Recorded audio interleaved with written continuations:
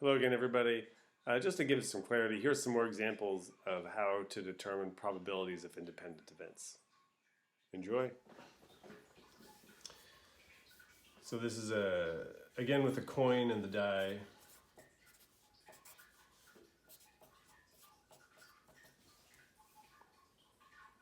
And I guess I should clarify, six-sided die.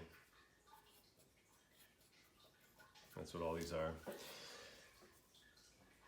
But we're going to ask, what's the probability of 2, 3, 5, or 6? It should be or 6. And tails. Well, again, let's look at our area model.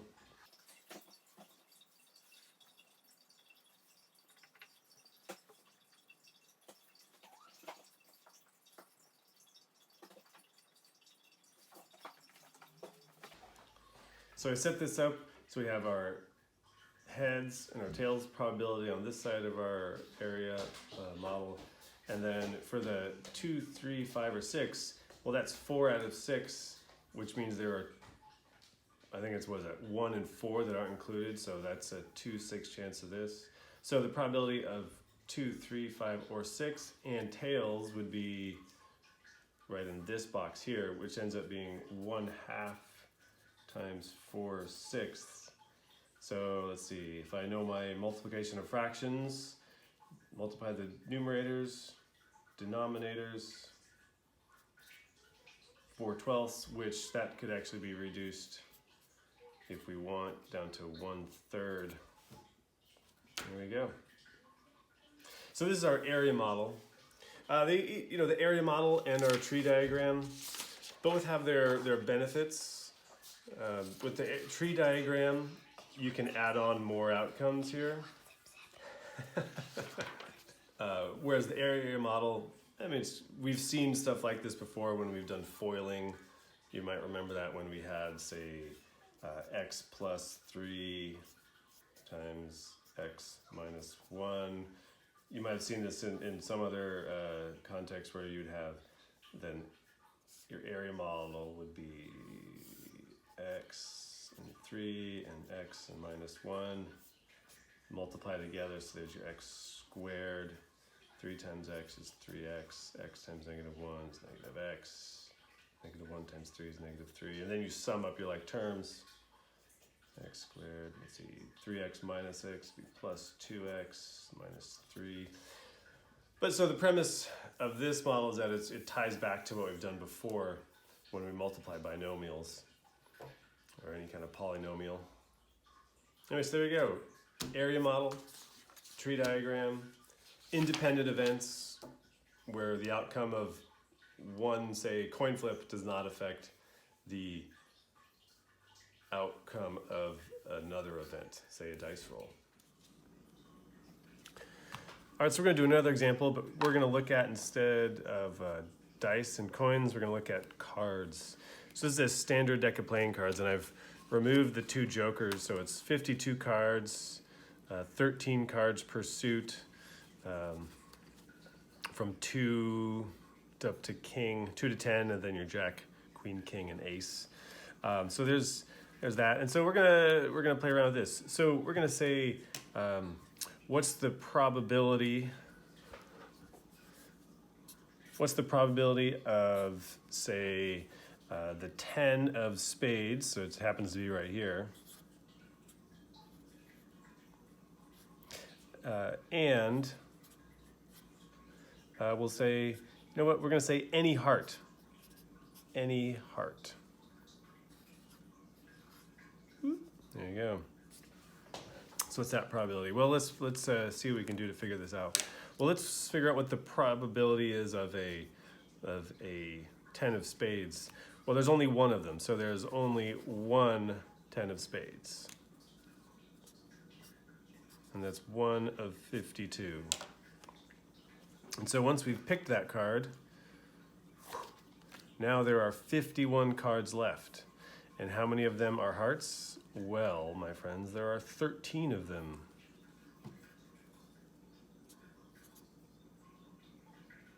But it's not out of 52. We've removed this one.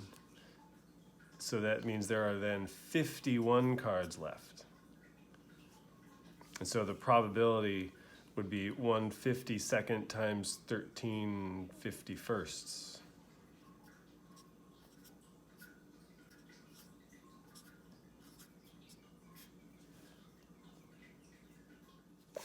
Thirteen, 2,652, which ends up being a probability of, let's see, that ends up being 0.49%. So you might be saying, but Southam, what if you picked a heart first? Well, that's a great question. So let's see. Let's say you pick your card, you reach in there, and you grab the 5 of hearts. So you still had a 13 out of 52 chance of getting a heart. But then how many cards are left? Well, there are 51 cards left, and only one of them is the 10 of spades, which, when you multiply this together, you end up with this exact same ratio, which would be the same probability. And so it's, this is just going to the idea that multiplication is commutative. You can switch the order of multiplication and it doesn't change your outcome.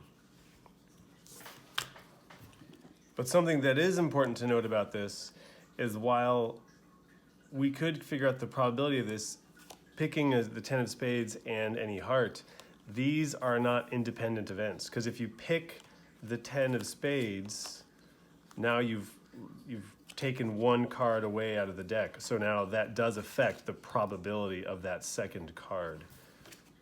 If you were to replace it, that'd be something else.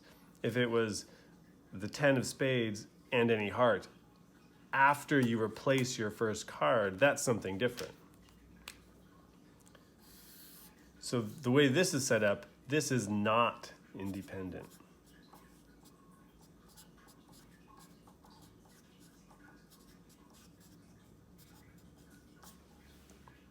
Because we kept the card out, because that affects the probability. But let's make let's make this independent by saying the probability of the 10 of spades and any heart. We'll make a note with replacement.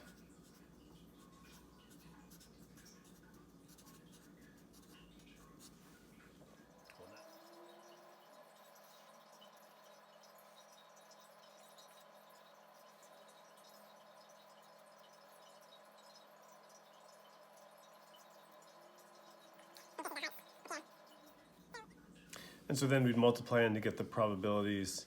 Let's see, this would be 13 over 52 squared. And then this would be 39 over 52 squared. So this would be, here's the spades, 10 of spades, and any heart would be 13 over 52 squared. So that would be our probability.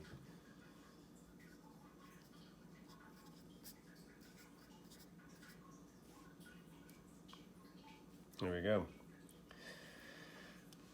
Which I'm going to wager is actually a little less than this, but not by much. And so if we figure this out, it ends up being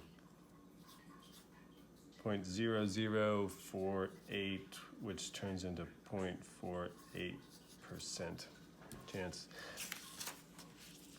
And this is independent. This is independent. Because we replace them, so when you draw one of the cards, it doesn't affect the probability of the other outcome. I'll do a tree diagram because we haven't seen how, just so you can see how they they work similarly, but how they look different. So here's just a scrap of paper. So we had the 10 of spades first. Doesn't matter. You know what? I'm going to switch it up. I'm going to do the hearts first. So we have a 13 out of 52 for a heart, and then the other complementary event to that would be 39. Whoops. Ooh, that's a whoopsies. That's my little dot right there, error dot. So 39 out of 52 is the complement of drawing a heart. So here's our heart. Here's no heart. But then we really only care about the 10 of spades. So from here we could either draw the spades, the 10 of spades. So here's that 1 out of 52. And then this is with replacement since it's independent. And then the other complement of that would be 51 out of 52. And then from here we could have 1 out of 52 for the spade, and 51 out of 52 for the anything but the 10 of spades. And then we multiply across. So here the probability of this event, which is what we want, here's our 10 of spades that we want. 13 50-seconds times 1 50-second, which gives us that, what ended up being, I think, 0.0048. This is approximate.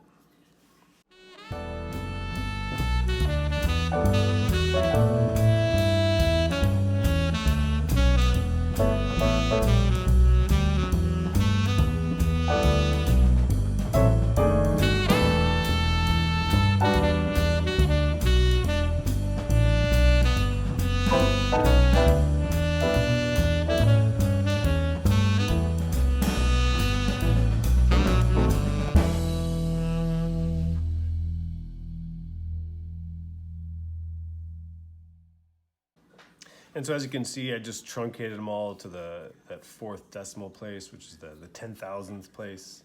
So if we add those up,